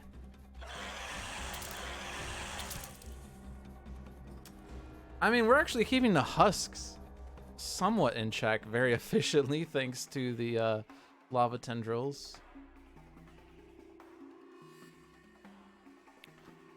So I'm pretty happy with that decision. All right, we have to do this, which will deal 1 damage and gain an ether. I'm inclined to just do that on the husk. I'm fine with throwing single damages into there. Multiple damages involve a self damage in order to spread it, and I'm less likely to do that, although we are starting to heal finally. Deal 2 damage, any ally gains a charge. Certainly do that. Okay, and then finish that, do that. So, yeah, we do need to get rid of all the husks before their next turn to avoid Gravehold taking damage. Although, I mean, Gravehold's not been taking very many damage in this game, very much damage in this game. Discard half the husks rounded up, so that's going to put it down to 1, and then Carapace Queen swarms, which means she'll put 4 husks into play, so it's not too bad. That's fine. Play the gems. Brama, Crystal. You don't have the thing that discards anymore, but it also doesn't matter because you'll just destroy it anyway. Although I don't know, yeah, because the order will be the same. And then you, Kadir, my dear, you have 3 crystals right there in a row. But if I discard this, you will get to your Mage's Talisman faster.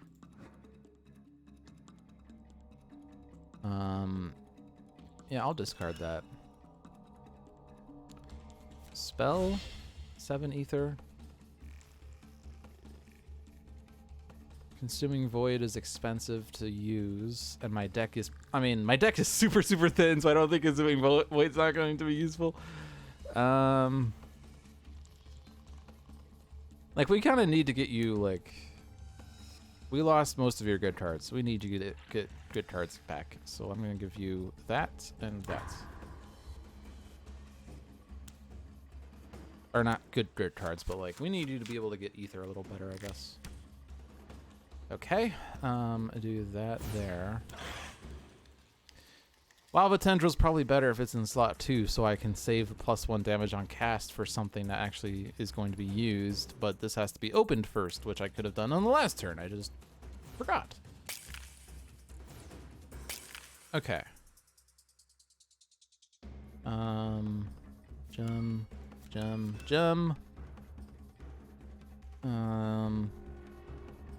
Kadir has 3 in a row. No, 2 in a row now. Okay. If I discard that, you'll get 2 diamond clusters. That is super useful. Discard that. You don't really care, but you can just discard it. Okay. I'm just gonna open this, just so it's open now. It's there. And actually, since my deck's so thin, I could have been using the lava tendrils and getting them back into play almost immediately. If only I had realized my deck was that thin. But that's okay. We'll set that up next time. I'll put the 1 damage in that slot, and I can use it on husks if I want to, and then I'll charge. Yeah. I'll just keep the diamond cluster on the top. Swarm, unleash swarm. That's a tier 3. I see that.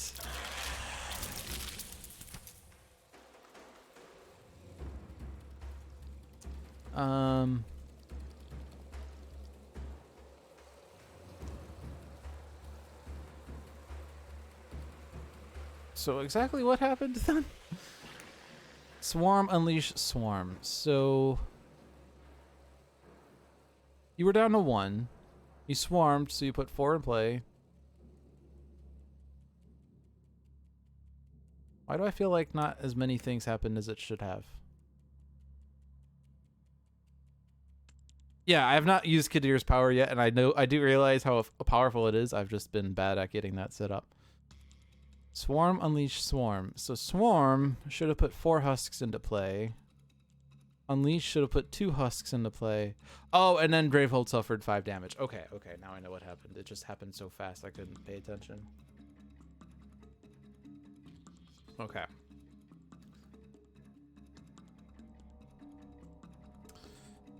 You have a 1 out of 3 chance of going next turn.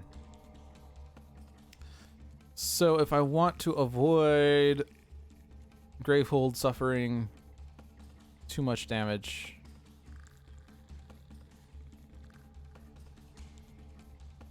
I probably need to use the lava tendrils now. And I think I'm gonna have to lose some damage somewhere, but that's probably fine.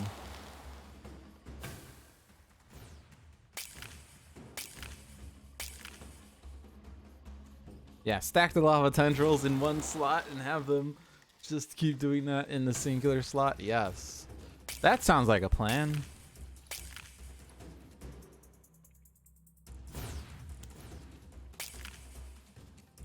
Can I do that this turn? I don't think so. Actually, no, let's do that. That charges. Gem. I guess actually, yeah, I'm not gonna be able to do it. So I'm gonna destroy my gem. And then charge that. Okay. If I can get you to go... You do have 3 spells. You also have the spell in hand. May prep up to 2 spells to each of their open breaches this turn. So, oh, and also we've killed all the swarms. Haha! So, yeah, let's use this up. Oh, also I can just use the relic to do that, I guess. That.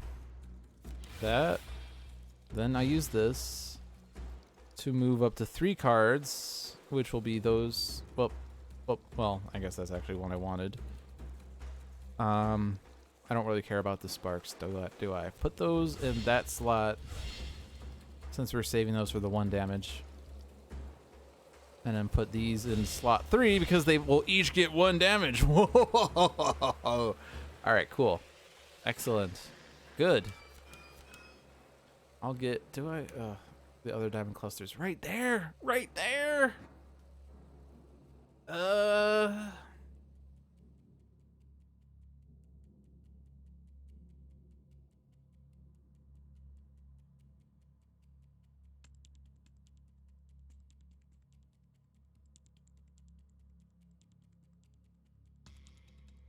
It was possible. Oh, you're right.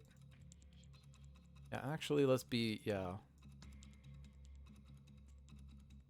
Oh, I also went all the way back. Okay, so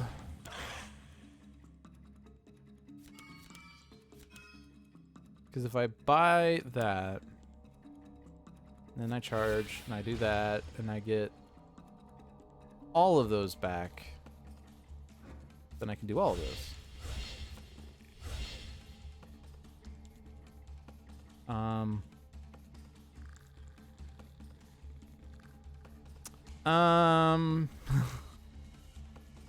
Do I want to put them in there? Should I have been doing that in there? I don't know. I'm just going to do that because I might as well take advantage of being able to stack 2 in 1. All right, cool. Yeah, and let's put the diamond cluster last so that I can try to get this one discarded first. Unleash 3 times. Then set this minion's life equal to twice the number of husks in play. 20. Yeah, hi Maggot Engine. How are you doing? Your persistent is swarm. That's disgusting. Okay, well, this game is now taking a turn. But he is down to 22.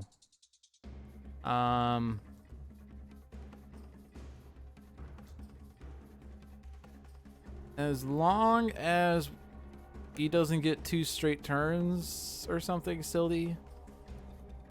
Because, like, say we get a card that says Unleash twice or something, and we get 14 husks, and then the next turn happens, and the swarm, and the players lose. Yeah. I might just want to focus on the queen. There's absolutely no reason to try to take off the Maggot Engine, because Maggot Engine is at 20, and the queen is at 22. If I'm going to do 20 damage to the Maggot Engine, I might as well do 22 damage to the Carapace Queen, unless I can only do 20 damage, but that's silly. So what can we do to mitigate that? We have no idea of what the next 2 turns will be. They could be both Nemesis turns, in which case the game's almost certainly over.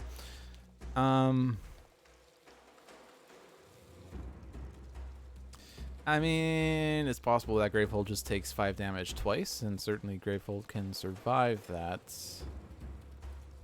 Let's see. Deal 2 damage. Any ally gains a charge +1. 3 +1. Deal 1 damage, gain an ether. Or deal 3 damage. We can do all of those, right? So 3, 4. 2 + 1 is 3, so 7. 3 + 1 is 4, so 11. And Kadir will have 14, 17, 21, and 23. So we currently have enough damage across all of our spells to be able to take down the Carapace Queen. We just need Kadir to be able to have a turn, and we can win.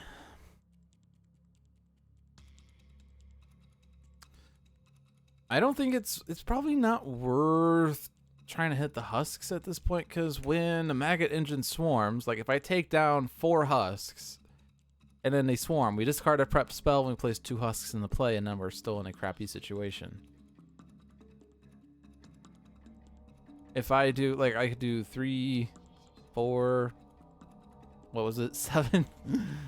11, so I could take out all the husks, but then the swarm will put 4 husks into play. Like, this is, like, you can actually kind of tell. This is designed around keeping you at about Gravehold Suffers 5 damage level.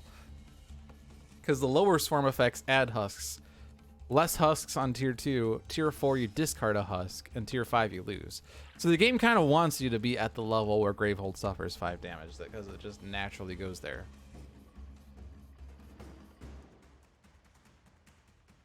And I'm sure that the tier 3 cards are more designed around getting you to the tier 5 and then have you lose, but anyway. I think I just want to go straight up. I don't think there's really a reason to try to do something else here.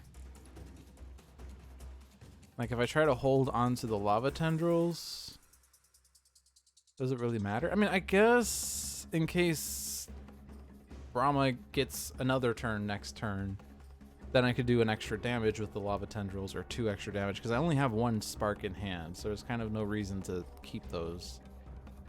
Might as well do this, though. And certainly do this one.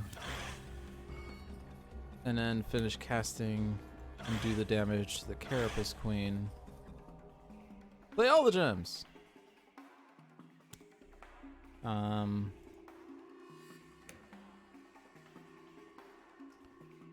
I don't know. Because if I discard that, you just get a crystal again. Just return to deck. We just need damage. Put that spell there. We could have you do that. You might as well. And have, I don't know, Kadir gain life. 7 ether. I won't be able to set up Brink Siphon right now. And it doesn't really matter at all. It's Gravehold that needs to not die. And purchasing whatever spell I'm not going to see for 2 more rounds anyway. So I'll just charge that up. Alright, what's going to happen? 2 straight Carapace turns? Oh boy.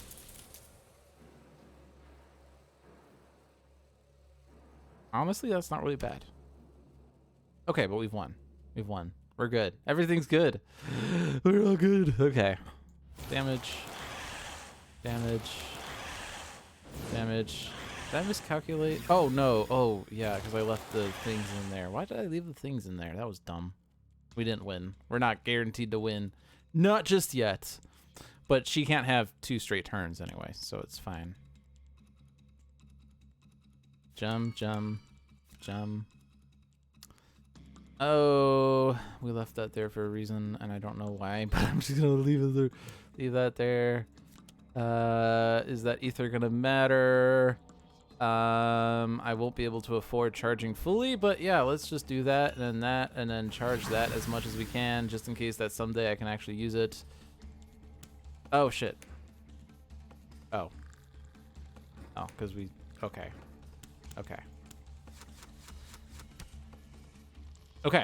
Okay, we're good. We won.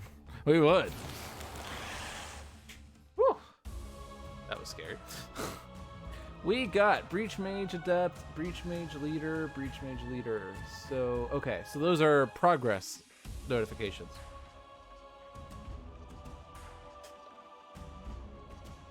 The power card. Yeah, the power card, what was that power again? I think it was one that wasn't going to kill me, was it? All right, so statistics.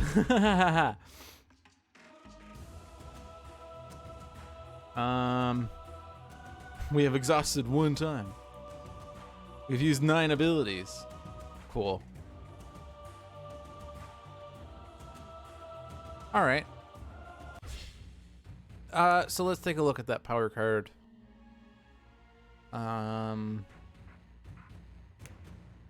It was one that said spend 7 ether, which I could have done. The player with most charges suffers 4 damage and loses all of their charges. That's why I was kind of ignoring it, was because I knew I could have taken the damage, and I wasn't really too worried about losing my charges because I was going to win the game with the spells anyway. I just didn't really vocalize that, but that was my thought that I had. And oh my god, I've dropped over 9,000 frames. Vegeta, how many frames have you dropped this stream? It's over 9,000!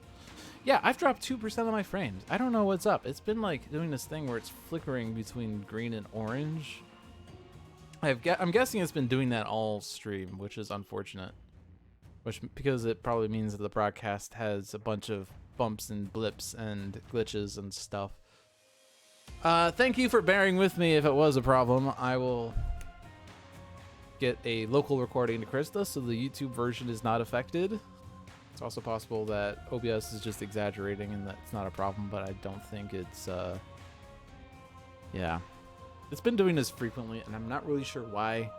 I'm just going to blame the fact that I'm sharing Wi-Fi with people. And before someone says connect to the Ethernet, it is physically impossible for me to connect to the Ethernet without spreading a cable throughout the entire house. So we're not going to do that. Okay, so we managed to win a game with Brama and Kadir. We've not used Idleheim yet. And John said that this power is really good, and I agree. It's certainly very powerful looking.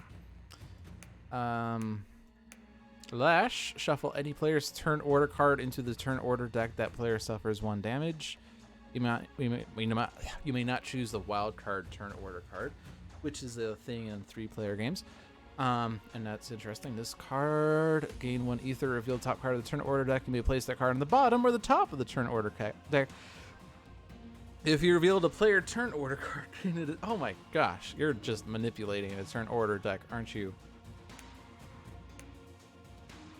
Phaedraxa, which we played with today. Zazos.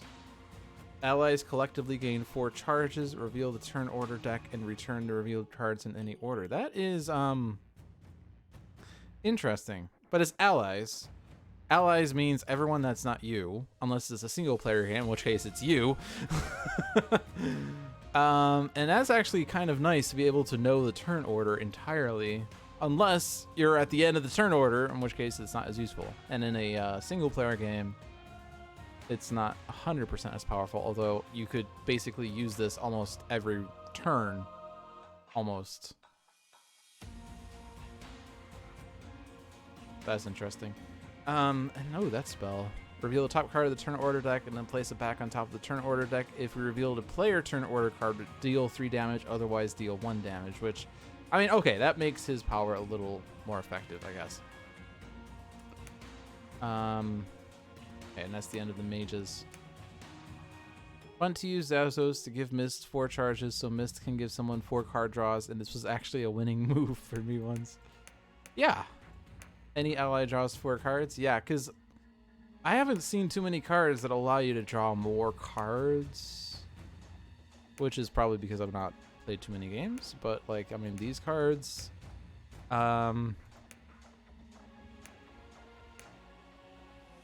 you may discard a card in hand. If you do, any ally draws a card. I think we actually saw that in the tutorial.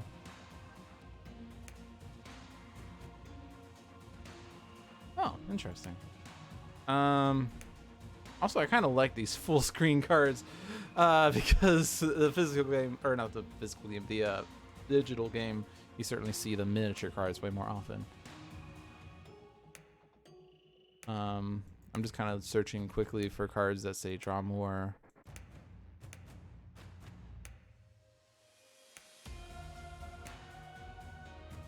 This spell may be prepped to a closed breach without focusing it. That's cheating.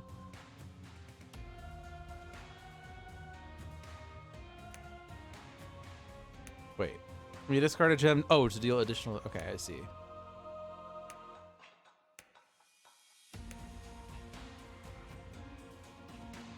While prepped, once per turn, you may return a gem you played this turn to your hand. That's kind of an indirect draw more cards. But yeah, the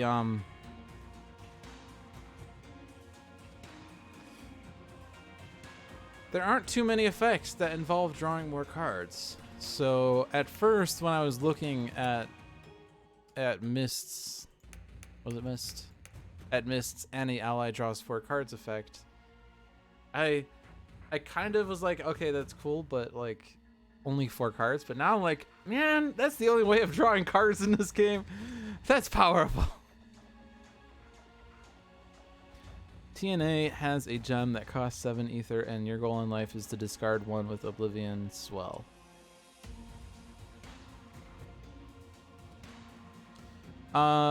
Is that an expansion? I don't remember the expansion names. I did look into it the other day. I don't remember what they are.